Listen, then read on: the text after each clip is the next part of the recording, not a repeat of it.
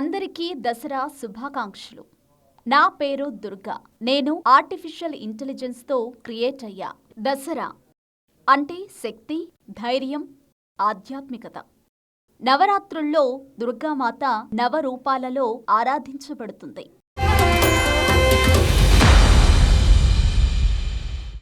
నవదుర్గల ప్రోగ్రాంకి స్వాగతం. మన స్టూడియోలో 9 మంది యాంకర్స్ ఉన్నారు. దుర్గా అవతారాల గురించి ఏం చెబుతారో తెలుసుకుందాం. ముందుగా హిమాబిందు. సర్వమంగళ మాంగళ్యే శివే సర్వార్థ సాధికే శరణ్యే త్రయంబకే దేవి నారాయణి నమోస్తుతే. మొదటి రోజు అమ్మవారు బాల త్రిపుర సుందరి దేవిగా భక్తులకు దర్శనమిస్తారు. అమ్మవారికి లేత గులాబీ రంగు వస్త్రాన్ని సమర్పిస్తారు. అమ్మవారికి నైవేద్యంగా క్షీరాన్నం సమర్పిస్తారు. కుమారి పూజ విశేషంగా నిర్వహిస్తారు. నెక్స్ట్ ఆశ. అమ్మలగన్నయమ్మ ముగ్గురమ్ముల మూలపుటమ్మ, చాలా పెద్దమ్మ సూరారులమ్మ, కడుపారడి ఉచ్చినయమ్మ, తన్నులో నమ్మిన వేల్పుటమ్మల మనమ్ముల నుండెడి యమ్మ దుర్గమ్మ మాయమ్మ, కృతాబ్ది ఇచ్చుత మహత్వ కవిత్వ పటుత్వ సంపదల్. రెండో రోజు అమ్మవారు వేదమాత శ్రీ గాయత్రీదేవిగా భక్తులకు దర్శనమిస్తుంటారు. అమ్మవారికి ఆ రోజు నారింజ రంగు వస్త్రం సమర్పిస్తుంటారు. అమ్మవారికి ప్రసాదంగా కొబ్బరి అన్నాన్ని నివేదిస్తారు. మీరు చెప్పండి వరలక్ష్మి. అన్నపూర్ణే సదా పూర్ణే శంకర ప్రాణవల్లభే జ్ఞాన వైరాగ్య సిద్ధ్యర్థం భిక్షాం దేహి చ పార్వతీ మాతా చ పార్వతీ దేవి పితా దేవో మహేశ్వరః బాంధవా శివ భక్తశ్చ స్వదేశో భువనత్రయం బాంధవా శివ భక్తశ్చ స్వదేశో భువనత్రయం.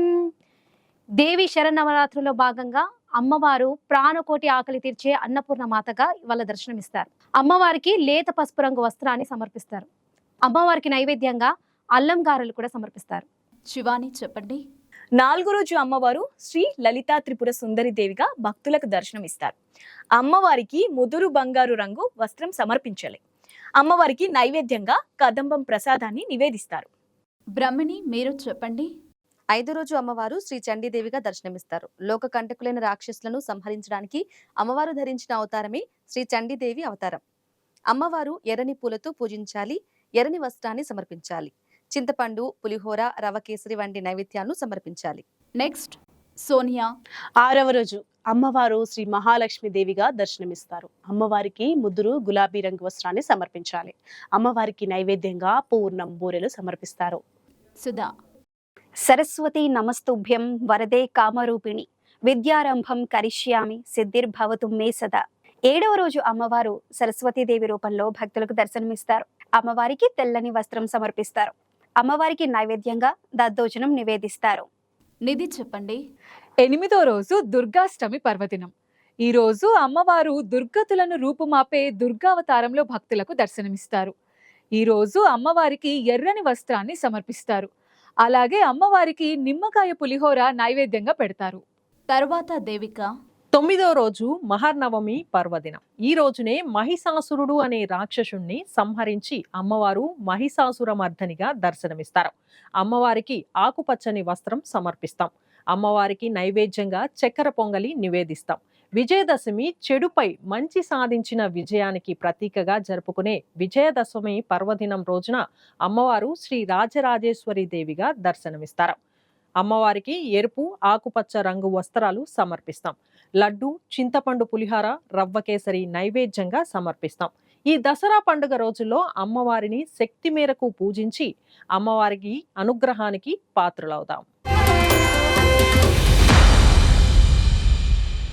హిమాబిందు. ఒక యాంకర్గా మీరు ఎప్పుడు ధైర్యంగా నిలబడ్డారు?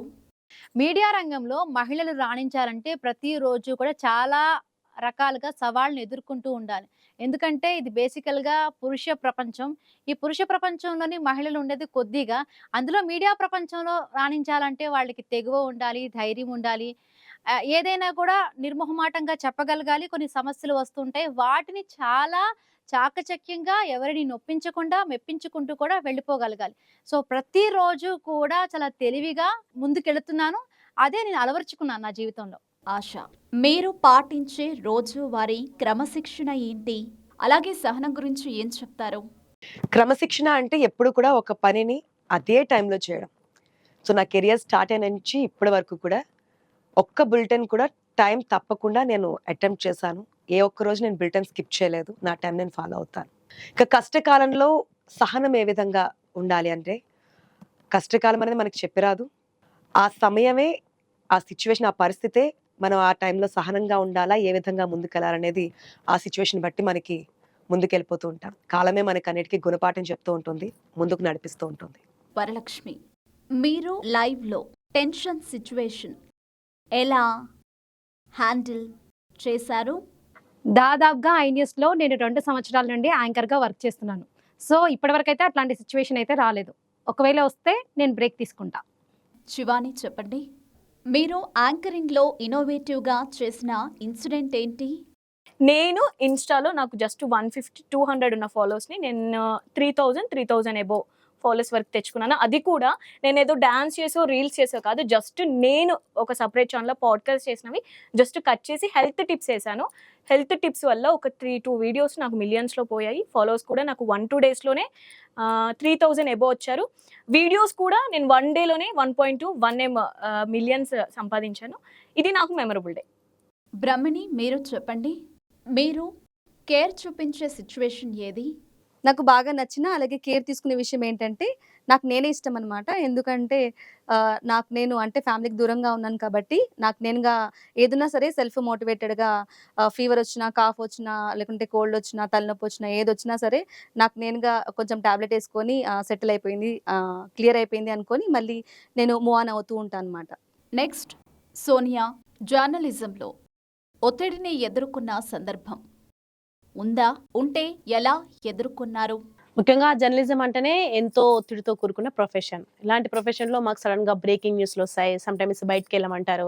సడెన్‌గా ఇంటర్వ్యూస్‌కి ప్రిపేర్ అవ్వాలి. సో అలాంటి టైంలో మేము లేటెస్ట్ అప్డేట్ చూసుకుంటూ, ఇప్పుడున్న టెక్నాలజీని యూజ్ చేసుకుంటూ మేము ఆ ప్రెషర్‌ని తగ్గించుకుంటున్నాం.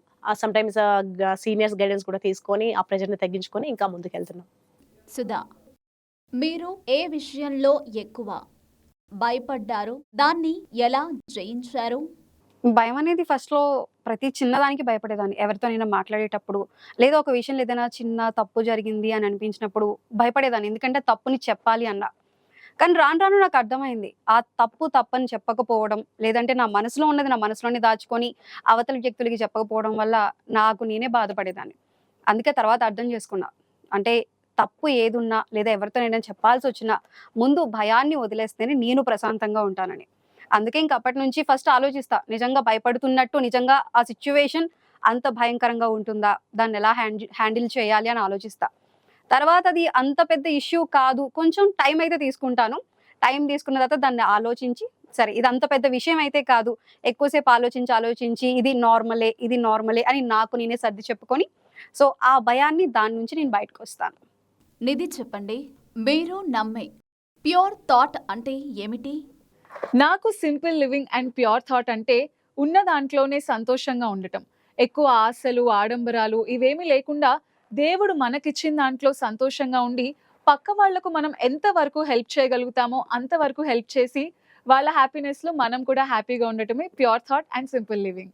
దేవిక, ఇప్పటి వరకు కెరియర్‌లో అత్యంత సంతోషం ఇచ్చిన అచీవ్‌మెంట్ చెప్పండి.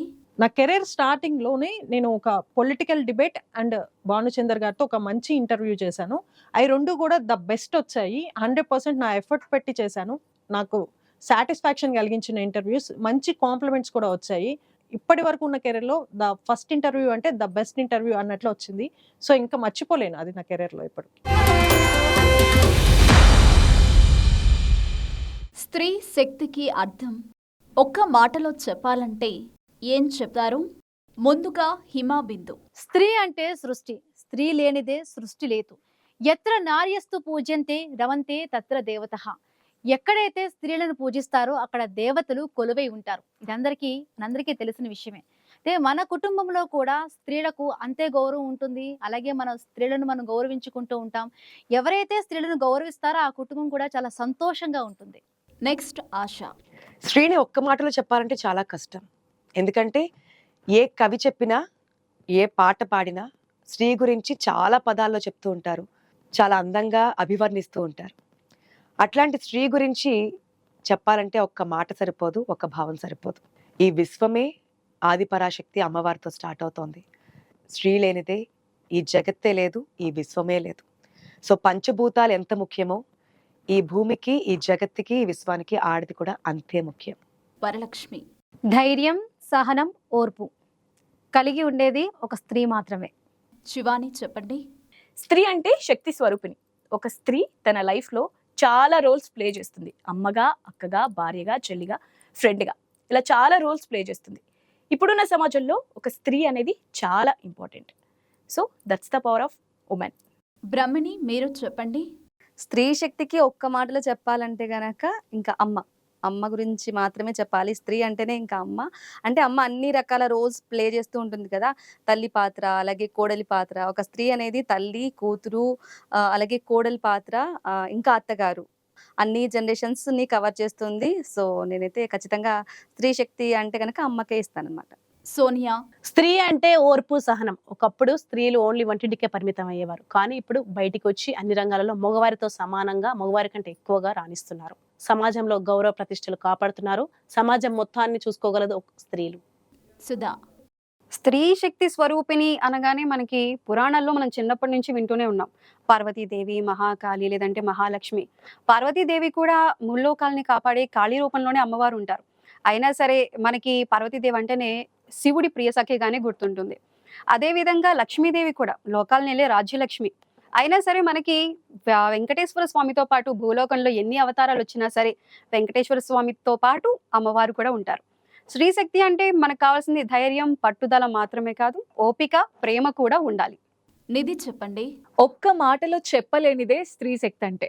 నీ కాటుక కనులు విప్పారకపోతే ఈ భూమికి తెలవారదుగా, నీ గాజుల చీకదలాడకపోతే ఏ మనుగడ కొనసాగదుగా. దేవిక. స్త్రీ అంటేనే శక్తి స్వరూపిణి. అవకాశాలు దొరకక ఆగిపోయారే కానీ అవకాశం ఉన్న చోట హిమాలయాలు ఎక్కిన వాళ్ళు ఉన్నారు, అలాగే యుద్ధాలు చేసిన వాళ్ళు కూడా ఉన్నారు. స్త్రీ అంటేనే శక్తి స్వరూపిణి.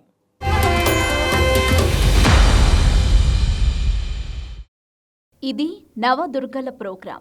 మరోసారి ఐ న్యూస్ ప్రేక్షకులకు దసరా శుభాకాంక్షలు. మీ Durga, AI anchor, signing of.